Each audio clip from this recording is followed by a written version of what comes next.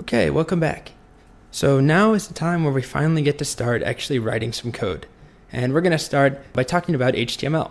In the next unit, we're going to cover a lot of different parts of HTML. We're going to learn by the end how to write simple HTML documents.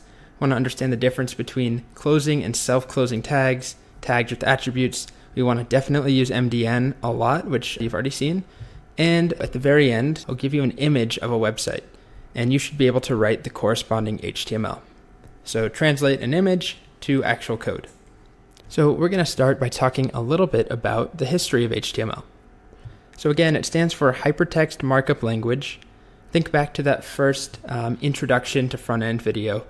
HTML is the structure and content of a page, not the styling, not the interactivity, just the structure and content. Back in the academic community in the year 1989, early 1990, there's not exactly a hard start date to HTML. But in that time, basically people were exchanging papers, giant thesis papers and scientific documents, technical documents, and they all have very specific formatting. But when they're being exchanged, there was no way to actually send that formatting across the internet. So what I mean is, let's say you wanted to have a paper that looked like this. And this is a style guide that I found on writing scientific papers. So let's just take the abstract section. So your abstract looks like there's a heading here. It's a little bolded and bigger text. We've got this sort of introduction to one part of the abstract and then a bunch of bullet points. We've got italicized and bolded text, and then it looks like a link to another part of the paper. And then lastly, we've got some nested bullet points.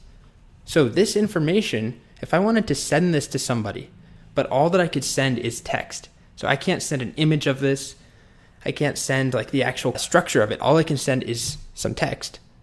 So that might look something like this. The problem is, how do I take this text here, which is the same text as over here, and how do I encode the structure? How do I say this abstract, which I actually don't have here, but if I added that in, how would I say this is bold and bigger text? And so is function. And there's a bullet point right here, and another bullet point right here. So that is what HTML lets us do. It lets us take text and content, and just by writing some other text on top of it, it lets us specify exactly this is a heading, this is bold, this is italicized, this is a link. And that last part, link, is actually really important.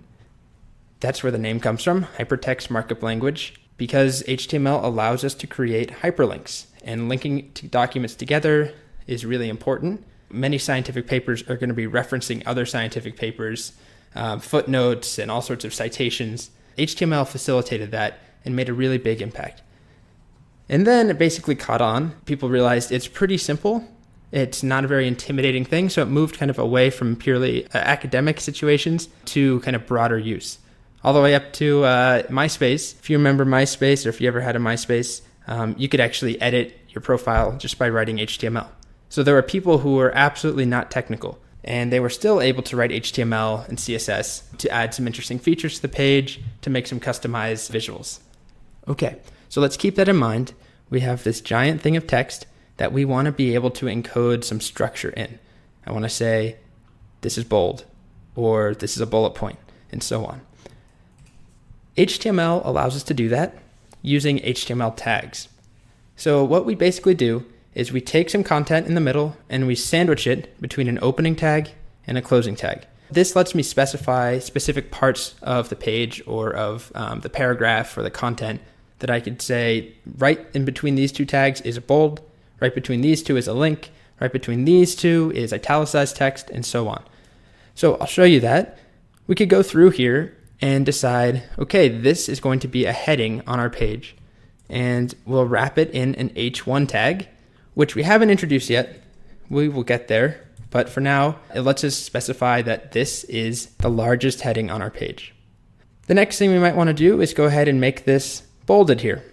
So the way that we make things bold, there's a few. The simplest one is to wrap it in something called a B tag to say that it's bold. For those of you who know HTML, the B tag is actually on its way out. It's being deprecated, which means that you're not supposed to use it anymore. It works just fine, there is an alternative we'll discuss in a little bit. Likewise, I might want to make something, let's say, a separate paragraph. So I wanted to add some spacing between it. This line and the next line. So I add a paragraph. And what that will do is whatever's between these two tags goes on its own line. It has basically returns on either side. So as you can see, the general rule applies to all the tags that we've seen, where we had an H1 or a bold tag or a paragraph tag. Don't focus on the tags themselves just yet. We're going to have plenty of videos discussing the individual ins and outs of all the tags. But again, remember this pattern. We have tag name starting, tag name closing, some content in between. Okay, so in the next video, we're now going to actually make a new real HTML file, not just a scientific document with some text, but a real file, and we're going to open it in the browser and actually see the HTML.